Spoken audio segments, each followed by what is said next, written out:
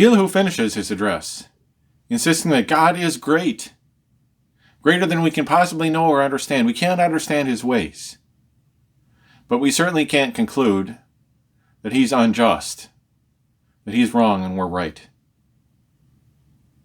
Let's open up the Bible and think on these things.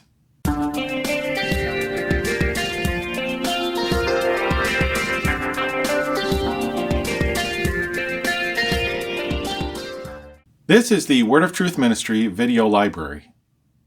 I am Nathan C. Johnson, Bible teacher.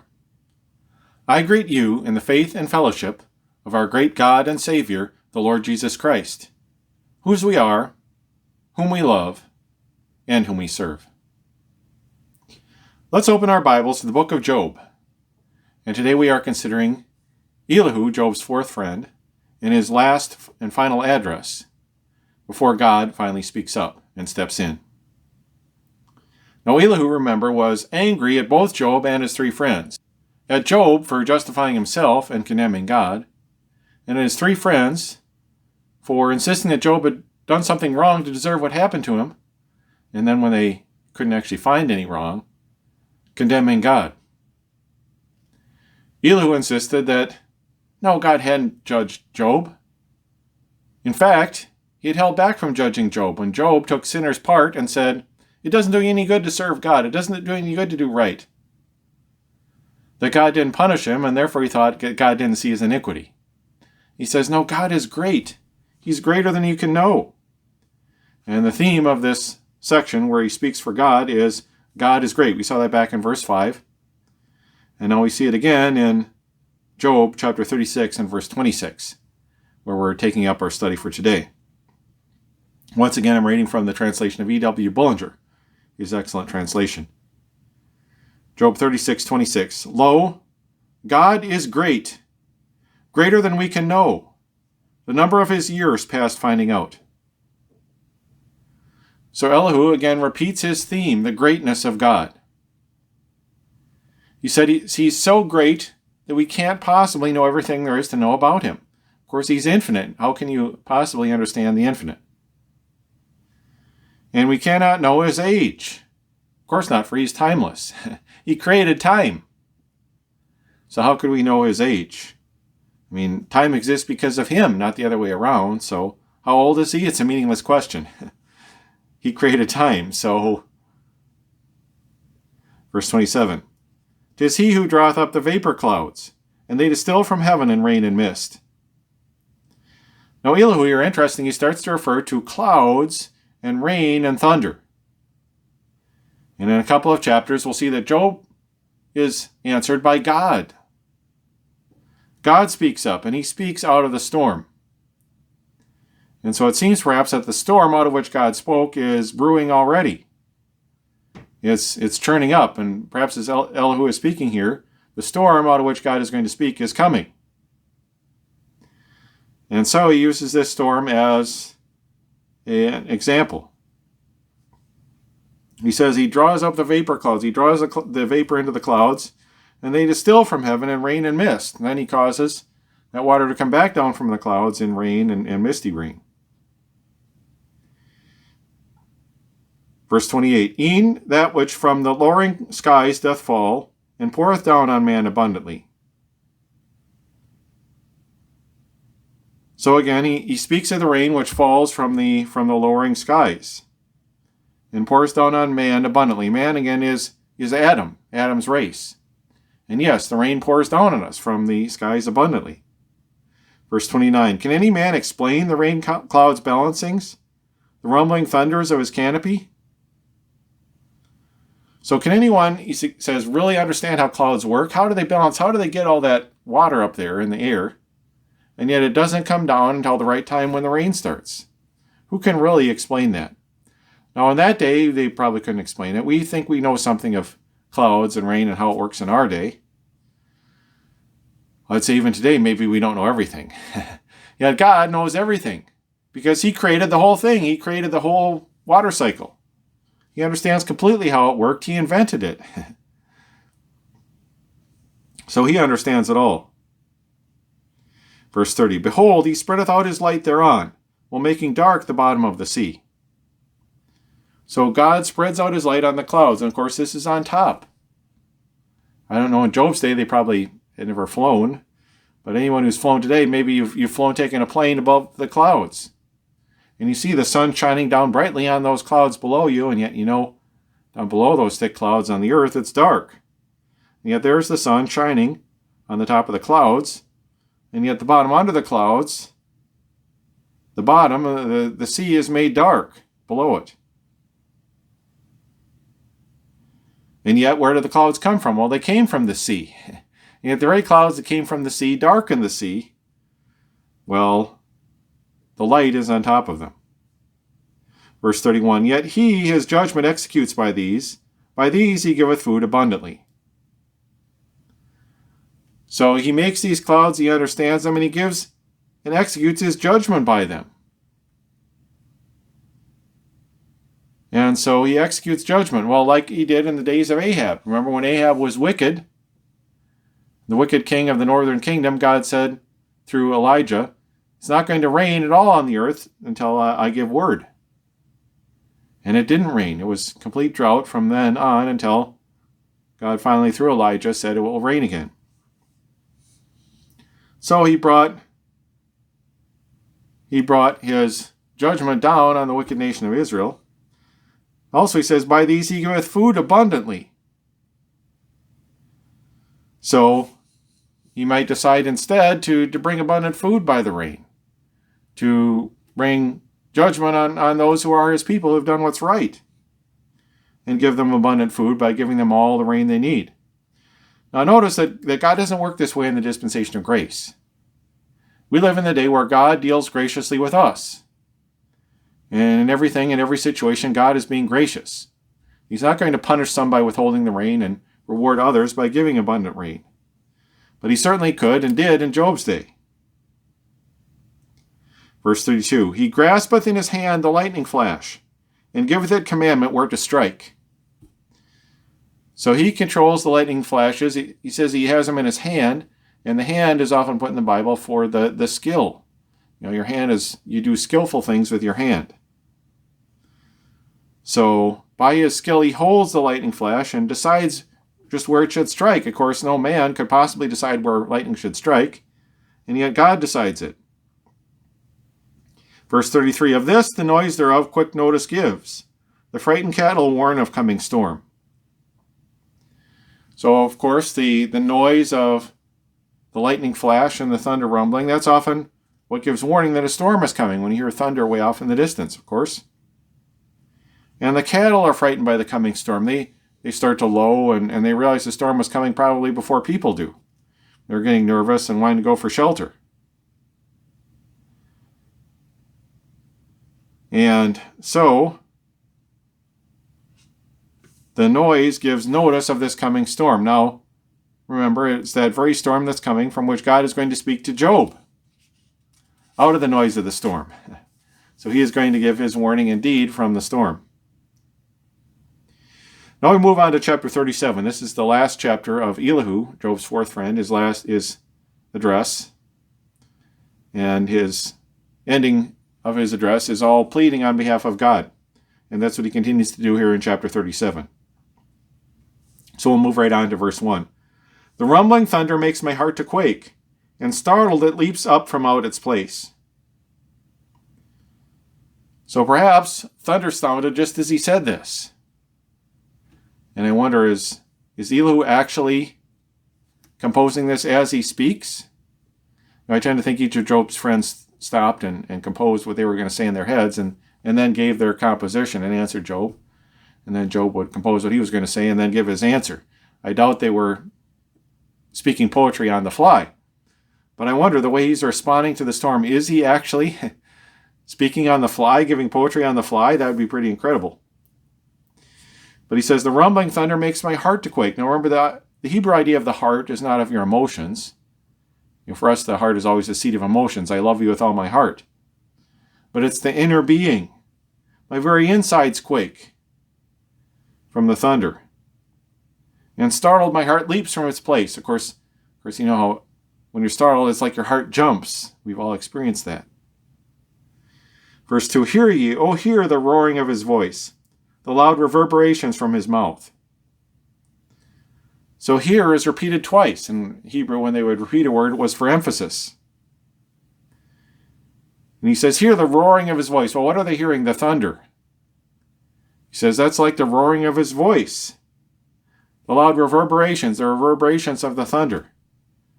He says that's like the reverberations from his mouth.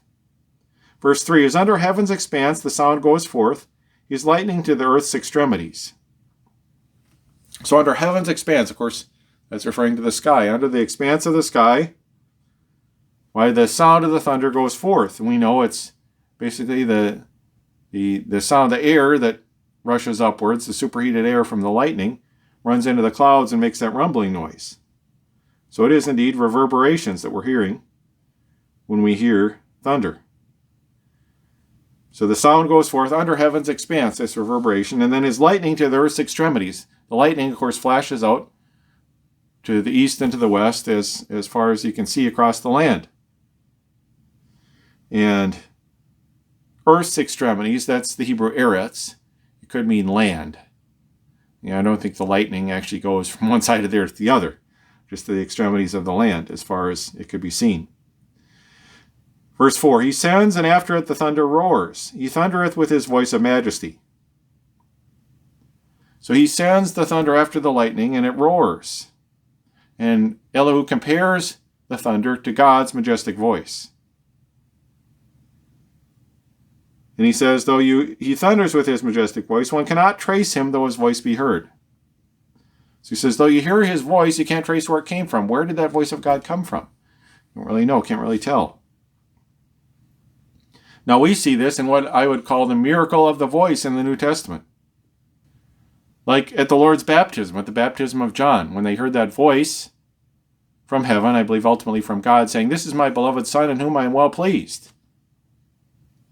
Or on the Mountain of Transfiguration, when Peter dared to give an equal place with the Lord Jesus Christ to Moses and Elijah, they heard the voice saying, this is my beloved Son in whom I am well pleased. Hear ye him. Hear him, not Moses and Elijah. They aren't on the same level with Jesus Christ. Well, that voice was the voice coming from God. Or when Christ called on God to glorify your name. And then they heard the voice, I have glorified it and will glorify it again. And some said, what was that? They said. Some said, oh, that was thunder. It thundered there. Now, it sounded like a voice. It wasn't really a voice. It was just thunder. Others said, oh, it must have been an angel. Of course, it wasn't an angel. It was a voice that was sent from God. And yet, when you hear God's voice, you can't trace it. Can't say where did that come from. They couldn't say where it came from. Verse 5, God's voice is wondrous when he thundereth. Great things he doth, we comprehend them not. So God is El, the mighty God, God in all his power. His voice causes wonder, just like the thunder. You hear that and say, wow, that's really something else. Well, God's voice, how much more wonder does God's voice cause? In his great works, they're beyond our comprehension. We can't understand all God's works. So many of his works are beyond our understanding. And yet, what had Job and his friends done? They thought they could understand and comprehend God's ways. They thought whatever God did with Job, we can understand it. We can figure it out. And we can figure out, of course, that God hasn't done what was right and just for Job. Elihu says that was just not right, that you would think that. Verse 6, For to the snow he saith, Fall thou on earth, and to the shower, yea, to the flooding rains. So God is the one who tells the snow to fall on the land. It snows at his command.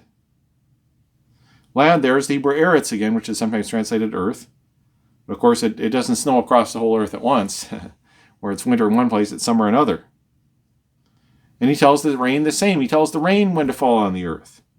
No human being can control these things, but God can. Verse 7, Which stop the work of man and make it cease, that all men of his doing may take note. So when the rain or the snow come, what does that do to Adam's race? It forces them to stop their work. They have to go out of the fields. They can't just stay out and keep working, because when God's snow and rain come, it stops us.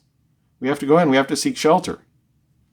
And so he says, all mortal men, all enosh, he says, should stop and behold God's work when these things happen, and consider God in the mighty storm, in the snow and the rain that he sends. Consider him.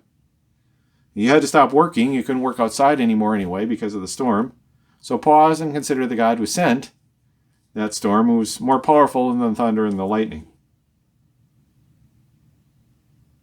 Verse 8, then must the beasts each go to his covert go, and in their lairs must they perforce remain. So it's not just Adam's race that needs to go in when it rains and snows. The animals too have to go to shelter when he brings the rain. They just can't stay out in the fields in the rain. They have to go to some covert, to some lair they have to stay in until his rain is done. Verse 9, out from the south proceedeth the hot blast, and from Mizraim comes the biting cold. So he says the hot blast comes from the south. Of course, it's around Israel and around that part of the Middle East. I think Uz too, where Job was from. And that part of the world, the desert is to the south. And so when the wind would come from the south, that would bring great heat. And then he says from Mizraim. What's Mizraim? Well, the Hebrew word actually means scatterer. And it's probably referring to the north wind. So he says, from the north wind comes the biting cold. Well, that was true in Israel as well. It's true where I live. The biting cold can come down from Canada, from the north.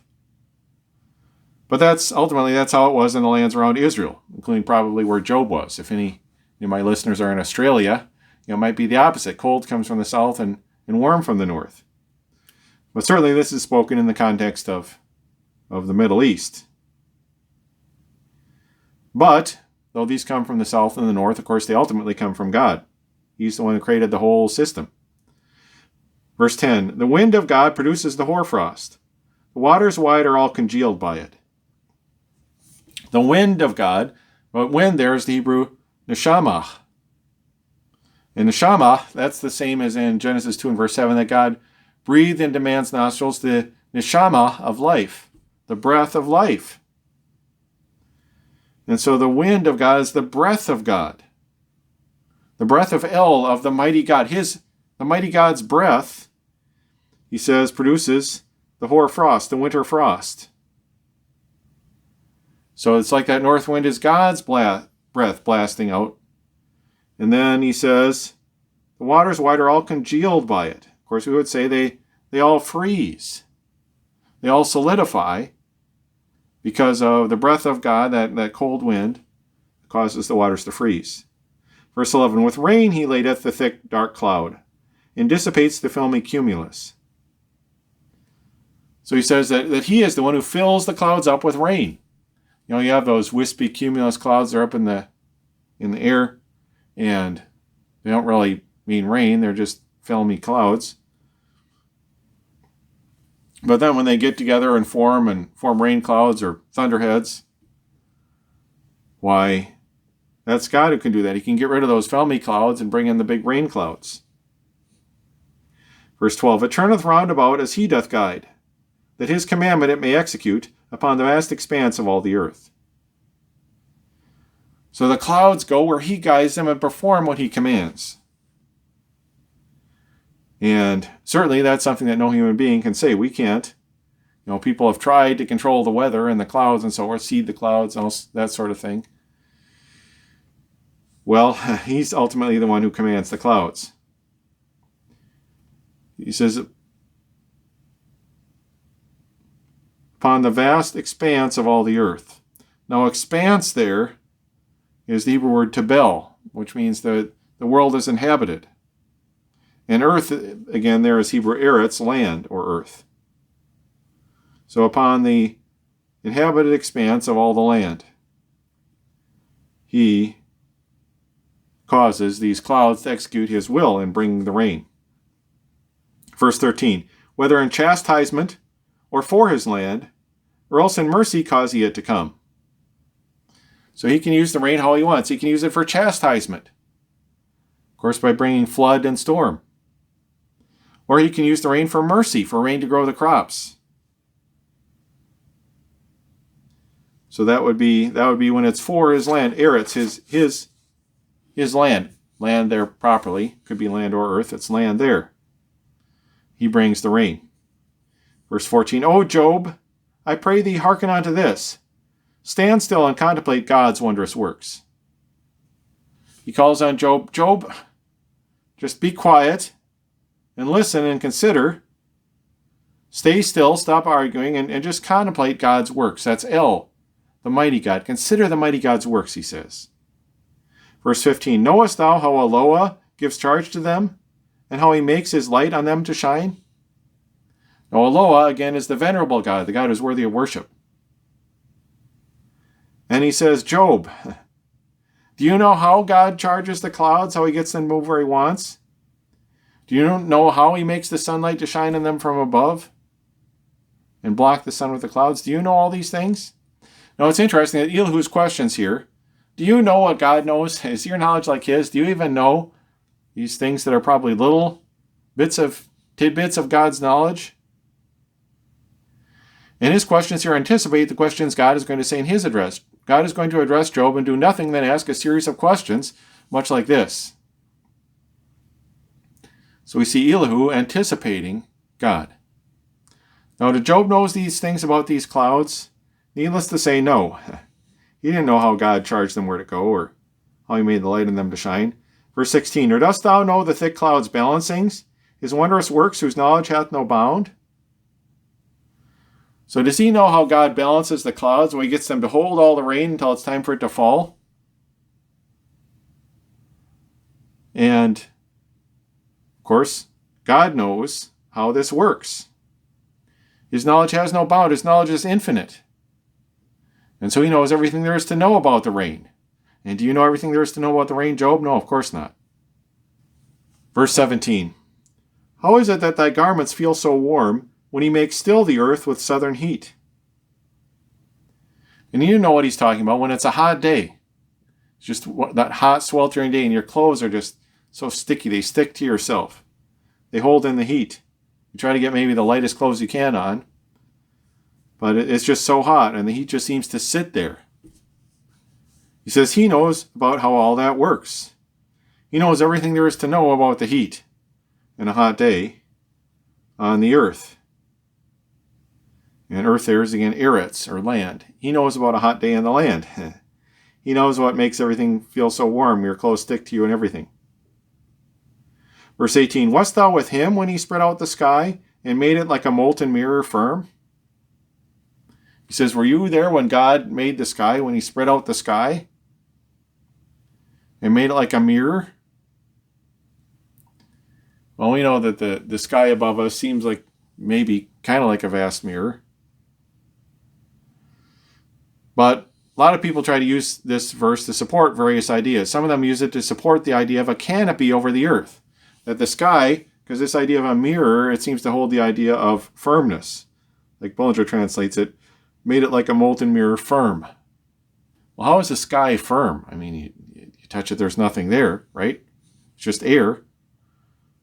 So they say, well, maybe this shows us that there used to be a canopy, a solid canopy over the earth that fell at the time of the flood or was damaged, ultimately destroyed by the flood. And so they support this idea of a canopy from this verse. I've also heard the idea that maybe this is speaking of space itself. What is space? And, it's hard to, can you compress space? Space is something hard. Well, I would say that Job is poetry, so it's hard to prove anything from what's said in poetry. Very difficult to prove science from poetry. So I don't know if this is talking about a canopy or the firmness of space itself or what. I don't know. But certainly the point is, you weren't there when God spread out the sky. You don't know how he made it. Verse 19, oh, tell me that which we should say to him. We know not what to say, so dark we are. So he says, if you're so smart, tell me what we should say to God. If God comes to us, what should we say? He says, we don't know what we should say. But remember what Job had insisted. Job had insisted that he could argue with God. That if he could just step into court with God and plead his case, he could show God he didn't deserve all this that had happened to him. And God would have to admit that he was right. Elihu insists, you don't know what what to say to God. If you appeared before God, you wouldn't have the words to say. What are you talking about, Job? We know he was right. When Job did appear before God, he said, basically, I don't know what to say, is what Job said. Verse 20, must he be told that I would speak to him? And if I speak, can man see him and live? So must God be told, hey God, there's someone who wants to speak to you. Does someone have to bring him the message? Well, no. God knows every time someone wants to speak with him. He doesn't need anyone to tell him. And then he says, no man can see him and live. Remember, that's the same thing the Lord said to Moses. When Moses asked, show me your glory. He said, no man can see me and live. Of course, he meant in all his glory. Jesus Christ, when he emptied himself, of course, lots of people did see him. But in his glory, you can't see him and live. No man can see him and live. Man there is ish, typical word for a male person or a generic word for people. But no man can see him and live. Verse 21, but now, though men see not the light of God, yet he is bright in splendor in the skies. But when the wind is past and cleared the clouds. So, he says, men can't see the light of God now. His glory is hidden from us. Yet he is bright in splendor in the skies. We can't see it. So he says, it's like the clouds that hide the sun. The sun is still out there in all its splendor, but we can't see it for the clouds. But the wind comes and moves the clouds aside. And then the golden light of the sun can be seen. Now there is a play here on wind. And the word wind is ruach. And ruach is often translated spirit. But it can also mean the wind. In verse 22, then from the north there comes a golden light. But with God there is a majesty. So when the wind has cleared the clouds, why then the golden light of the sun can be seen. But this play on wind, that the same word ruach also means spirit, could show that the Spirit of God can remove the dark clouds that hide God from us so that we can see him. The Spirit can reveal him. Now it says, from the north there comes a golden light. How does he know that the sun is in the north? Doesn't the sun rise in the east and set in the west? Depends on the time of the year, whether it's summer or winter, whether it moves north or south. But see, in God's way of looking at it, God's dwelling in heaven is in the north. In the book of Psalms, Psalm 75 and verse 6, we have a very interesting statement. In Psalm 75:6, it says, for promotion, we could say exaltation, cometh neither from the east, nor from the west, nor from the south, but God is the judge. Now notice it doesn't say it doesn't come from the east, nor from the west, nor from the south, nor from the north. It says it doesn't come from east, west, or south, but God is the judge. And it seems to imply that God is in the north. So the Bible seems to consider it like God is in the north, and maybe heaven. I believe that heaven is a real place, and maybe is a real place, it really is north of us. So from the north there comes a golden light, and this could be from God. When God is revealed, it's from the north. But with God there is a majesty. I mean, you think when the wind moves aside the clouds and the sun comes, that's majestic. Oh, that's nothing compared to the majesty of God if the Spirit reveals it. Now God there is Eloah, the venerable God, the God who is worthy of being worshipped. He says his splendor is much greater than the splendor of the sun. With God there is a majesty, verse 23, divine. And should eyes pass, we cannot find. So great is he in power, so full of righteousness and truth, he will not crush. So we can't find Shaddai's paths, and Shaddai again is the all-bountiful God, the giving God, the giver of gifts. He says we can't find his paths. Job and his friends were claiming to know his ways, remember? His friends said, we know God's ways. He's punishing you for your wickedness, Job. Job says, I know I'm righteous, so I know God's ways. God doesn't punish sin or reward righteousness. He's just capricious. But Elihu insists, look, both of you, God is beyond understanding. What do you think you figured him out? His power is so great, he repeats it, of course, again for emphasis. And then he's so full of righteousness and truth. And he is indeed full of righteousness and truth. He says he will not crush. He isn't going to crush someone unfairly. He's not going to do wrong to crush people who don't deserve it. Verse 24, therefore can men but stand in awe of him, for none can know him, be they ever so wise. So he says, we as men, as mortal men, as enosh, that word is again, subject to death. What can we do? Even the wisest among us can't know what God is doing. So what can we do? We can stand in awe of him. That's all we can do is stand in awe of him. Since we can't know him, no matter how wise we are, all we can really do is just stand there in awe. And that was true, and that was good advice. So Elihu in this portion insists that Job and his friends are wrong in their arguments, since they aren't really reckoning with the greatness of God. Now what Job says, I'd note, leads right into God's arguments in the next chapters, because how does God argue with Job? From his greatness. He argues from his greatness. Now a lot of people have noticed about Elihu that Jehovah never says what he thinks about Elihu in his arguments. Now we do know that God says that what Job said was wrong. In Job 38 and verse 2, he says, pray, who is it that makes counsel dark by words devoid of knowledge and of truth? So he says, Job's words are devoid of knowledge and truth. As far as Job's friends, we know that what they said was wrong. He says to them, my wrath is kindled, he says to Eliphaz, my wrath is kindled against thee and against thy two friends, for ye have not spoken of me the thing that is right, as my servant Job hath. So we know that Job said the wrong thing. What Job said wasn't right. We know that Job's three friends, what they said wasn't right. Yet Jehovah never weighs in on Elihu.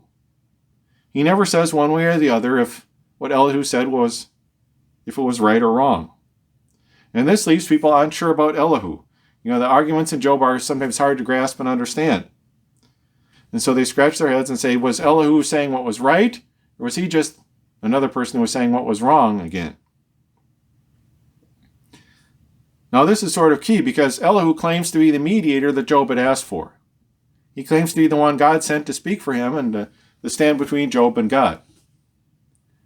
And if that was true, he was certainly superior to everyone else other than God himself in the book of Job. He was superior to Job's arguments and his friends, and he claimed to be.